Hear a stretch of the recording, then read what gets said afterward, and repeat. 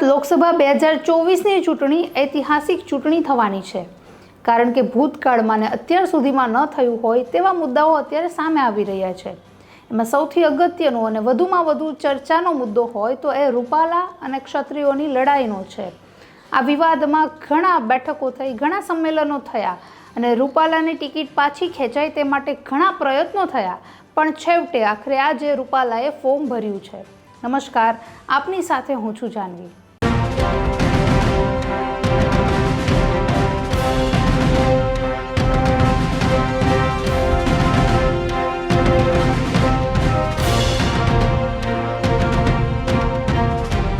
રૂપાલા રાજકોટથી લોકસભા બેઠકના ઉમેદવાર છે. તેઓ ભાજપ તરફથી ચૂંટણી લડી રહ્યા છે, પણ 23 માર્ચે ચૂંટણી પ્રચાર વખતે તેની જીભ લપસી અને તેને કંઈક એવી વાત કરી કે જેનાથી ક્ષત્રિયો રોષે ભરાયા. આ રોષ એમનો યથાવત રહ્યો. આજે 16મી એપ્રિલ એટલે આજે પણ હજુ પણ તેનો રોષ યથાવત છે. તેઓએ ઘણા આંદોલનો કર્યા, ઘણી બેઠકો કરી, ઘણી ચર્ચાઓ કરી અને મહિલાઓએ તો અન્ન જળનો ત્યાગ કરીને તેઓએ આંદોલન પણ નોંધાવ્યો, પોતાનો વિરોધ પણ નોંધાવ્યો. પણ આ સતત વિરોધ અને આંદોલન વચ્ચે પરસોત્તમ રૂપાલાએ આજે ફાઇનલી 16મી એપ્રિલે ફોર્મ ભરી દીધું છે. વહેલી સવારે 9 વાગે ડૉક્ટર યાજ્ઞિક રોડ પર આવેલા જાગનાથ મંદિરના મહાદેવના દર્શન કરી તેની સામે શીશ ઝુકાવી તેઓએ રેલીની શરૂઆત કરી હતી. તેમના સમર્થનમાં વિજયભાઈ રૂપાણી સહિતના ભાજપના ઘણા બધા પદાધિકારીઓ જોડાયા હતા. રાજકોટ કલેક્ટર કચેરી ખાતે તેઓએ કલેક્ટરની સાક્ષીમાં પોતાની ઉમેદવારી નોંધાવી છે અને ફાઇનલી આજે ફોર્મ ભરી દીધું છે. એટલે કે એ જાહેર થઈ ગયું કે રાજકોટ બેઠકથી ભાજપ તરફથી હવે તો પરસોત્તમ રૂપાલા જ ચૂંટણી લડવાના છે. પરસોત્તમ રૂપાલાએ ત્યાં હાજર રહેલા લોકોને પણ સંબોધ્યા હતા. તેઓએ રામથી પોતાની સ્પીચની શરૂઆત કરી હતી અને સાથે જ જણાવ્યું કે વડાપ્રધાન નરેન્દ્ર મોદીએ 70 વર્ષથી વધુ ઉંમરના વ્યક્તિઓ માટે જે આયુષ્માન કાર્ડની યોજના બહાર પાડી છે તેના માટે ભાજપને જ વોટ આપવો જોઈએ.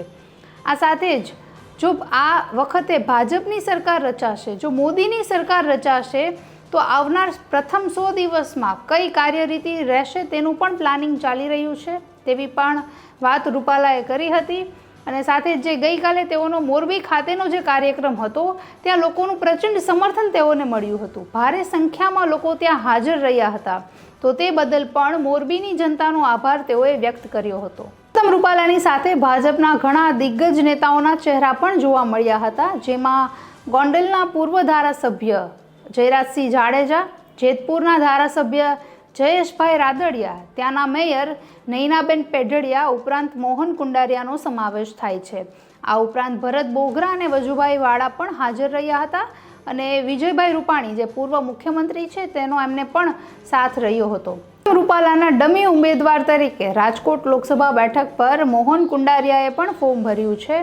હવે નોંધનીય એ છે કે આટલા વાત અને વિવાદ વચ્ચે પણ પરસોત્તમ રૂપાલાએ ફોર્મ તો ભરી દીધું છે, પણ શું ભાજપ રાજકોટ લોકસભા બેઠક પર વધુ મત મેળવવામાં અથવા જંગી મતોથી જીતવામાં સફળ થશે કે શું?